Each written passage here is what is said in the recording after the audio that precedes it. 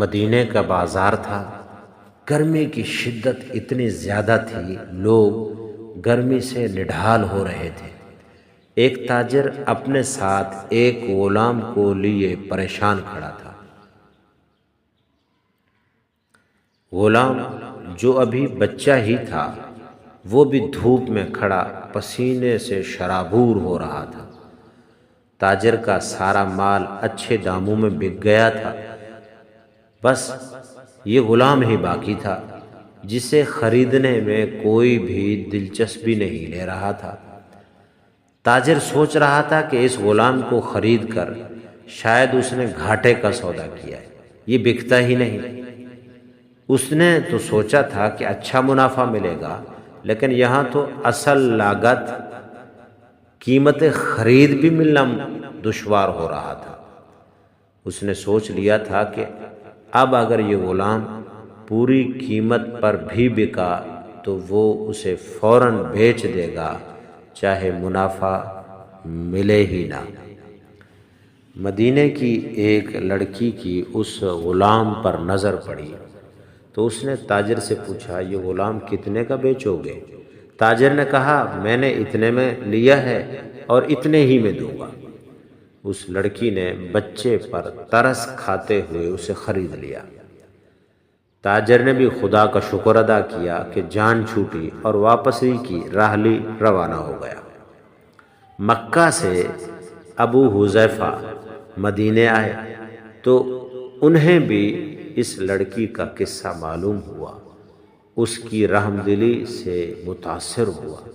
انہوں نے اس کے لیے نکاح کا پیغام بھیج دیا اور وہ قبول کر لیا گیا۔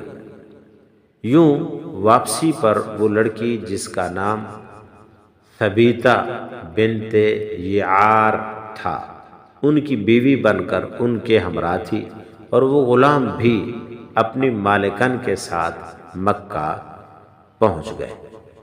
ابو حذیفہ مکہ آ کر اپنے پرانے دوست عثمان بن عفان سے ملے تو انہیں کچھ بدلا ہوا پایا اور ان کے رویے میں سرد مہری دیکھی۔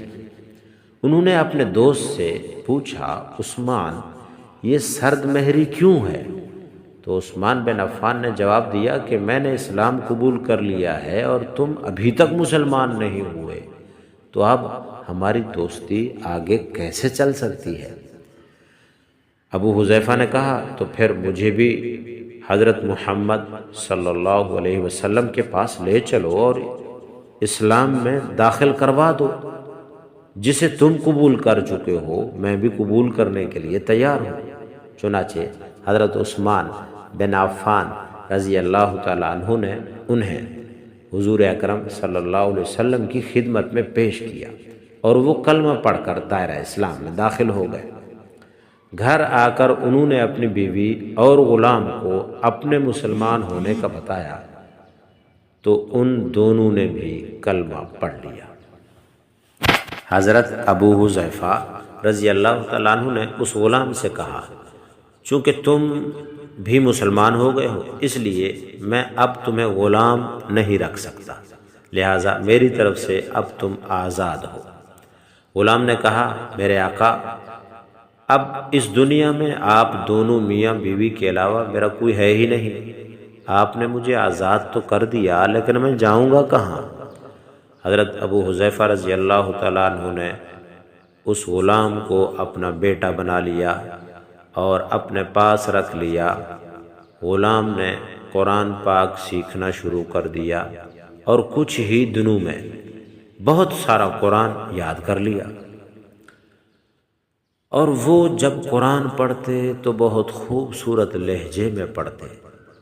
ہجرت کے وقت نبی اکرم صلی اللہ علیہ وسلم نے پہلے جن صحابہ کو مدینے کی ہجرت کی طرف بھیجا، یعنی جن صحابہ نے ابتداءً ہجرت کی، ان میں حضرت عمر رضی اللہ تعالیٰ عنہ کے ساتھ حضرت ابو حذیفہ اور ان کا یہ لے پالک بیٹا بھی تھا۔ مدینہ پہنچ کر جب نماز کے لیے امام مقرر کرنے کا وقت آیا تو اس غلام کی خوبصورت تلاوت اور سب سے زیادہ قرآن حفظ ہونے کی وجہ سے انہیں امام چن لیا گیا، اور ان کی امامت میں حضرت عمر رضی اللہ تعالی عنہ جیسے جلیل القدر صحابی بھی نماز ادا کرتے تھے۔ مدینہ کے یہودیوں نے جب انہیں امامت کرواتے دیکھا تو حیران ہو گئے کہ یہ وہی غلام ہے جسے کوئی خریدنے تک کے لیے تیار نہیں تھا۔ آج دیکھو عزت ایسی ملی کہ مسلمانوں کا امام بنا ہوا ہے۔ اللہ پاک نے انہیں ایسی خوش آوازی عطا فرمائی تھی، جب آیات قرآنی تلاوت فرماتے تو لوگوں پر ایک محویت طاری ہو جاتی اور راہگیر ٹھٹک کر رک جاتے اور سننے لگتے۔ ایک دفعہ ام المومنین امی جان عائشہ صدیقہ رضی اللہ تعالی عنہا کو رسول اللہ صلی اللہ علیہ وسلم کے پاس حاضر ہونے میں قدرے دیر ہو گئی۔ آپ صلی اللہ علیہ وسلم نے توقف دیر سے آنے کی وجہ پوچھی تو بولی ایک قاری کی تلاوت سن رہا تھا، اس کے سننے میں دیر ہو گئی، اور ایسی خوش الہانی اور خوش آوازی تھی کہ سبحان اللہ۔ امی عائشہ رضی اللہ تعالیٰ عنہ نے اس کی خوبصورت آواز کی اس قدر تعریف کی کہ آقا نامدار حضور اکرم صلی اللہ علیہ وسلم خود چادر سنبھالتے ہوئے باہر تشریف لے آئے۔ دیکھا تو وہ بیٹھے تلاوت کر رہے ہیں۔ آپ صلی اللہ علیہ وسلم نے خوش ہو کر فرمایا، اللہ پاک کا شکر ہے کہ اس نے تمہارے جیسے شخص کو میری امت میں بنایا۔